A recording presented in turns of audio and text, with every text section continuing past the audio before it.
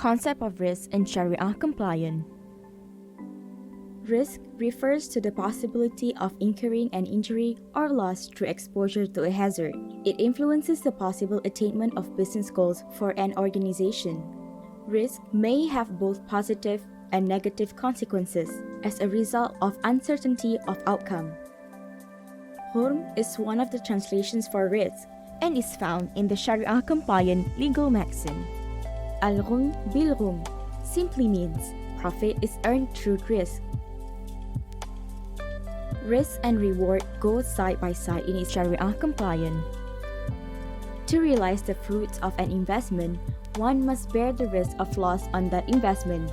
Guaranteed returns with a capital guarantee generally falls within the category of interest-based loans and provide no risk commensurate with the reward received by the investor. Prophet Muhammad once said, "Take advantage of 5 opportunities before 5 other things. Your youth before your old age, your health before your illness, your wealth before your poverty, your leisure before your haste, and your life before your death."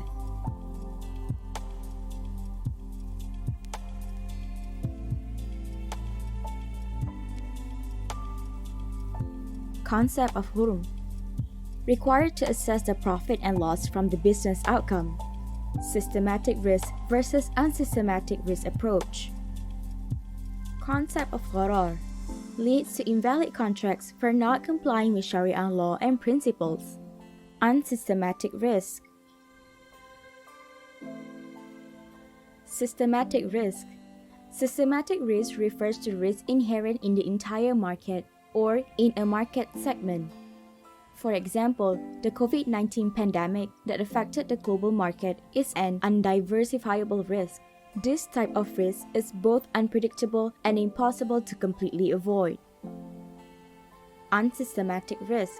Unsystematic risk is the risk that affects a specific company or industry.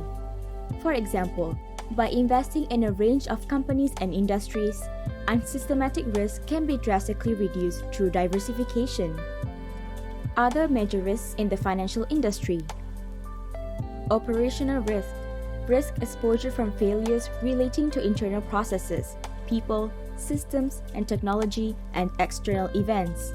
These includes legal risk but excludes strategic and reputational risk. The definition also includes loss resulting from Sharia non-compliance and any failure in fiduciary responsibilities. Market risk. Risk exposure resulting from movements in market prices, interest rates, forex rates, and equity values. Credit risk. Risk exposure resulting from borrowers or counterparties failing to meet their financial obligations in accordance with the agreed terms. Liquidity risk.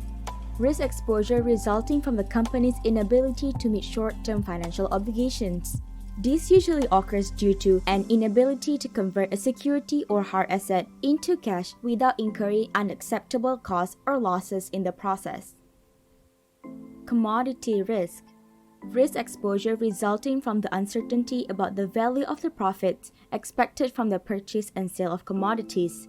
2 types, price risk and volume risk. What if the Sharia compliant equity is no longer Sharia compliant? One of the risks associated with investing in Sharia compliant equity is that the investment might no longer be classified or approved under the Sharia compliant listings. For example, you invested savings of 200,000 ringgit in iStocks, but later the iStocks were declared Sharia non-compliant by the Securities Commission. What will you do if you face such a situation? Should you dispose of the investment or hold on to it? If you intend to dispose of it, how will you do so? According to the Sharia Advisory Council, there is a time window allowed for the disposal of Sharia non-compliant assets. Once investors are informed that their Sharia-compliant investment has failed the Sharia screening, they shall have 1 month to dispose of the said investment.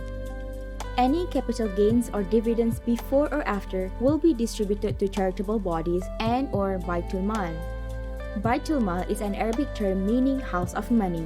It is an institution responsible for the administration and distribution of wealth to help others improve their quality of life. Managing your risk. 1. Build a good investment portfolio. Learning how to optimize the risk and return in your investment portfolio is essential for long-term investment success. 2. Diversification. Investing in different asset classes can reduce risk. Diversification may include investing in physical assets such as property and gold, in addition to financial assets such as sukuk, unit trusts, and stocks to diversify the risk associated with any particular asset. 3. Good money management. Investing in financial assets, especially in the stock market, requires good money management to determine the maximum risk in terms of losses that one can bear. Sometimes it is better to accept small losses to avoid bigger losses. 4. Be prepared for market risks. As a general rule, many financial advisors say that an investor should not risk more than 10% of his capital. Since it moves in unpredictable ways, the market can be cruel and merciless. Investors should be prepared for any unfavorable market movements.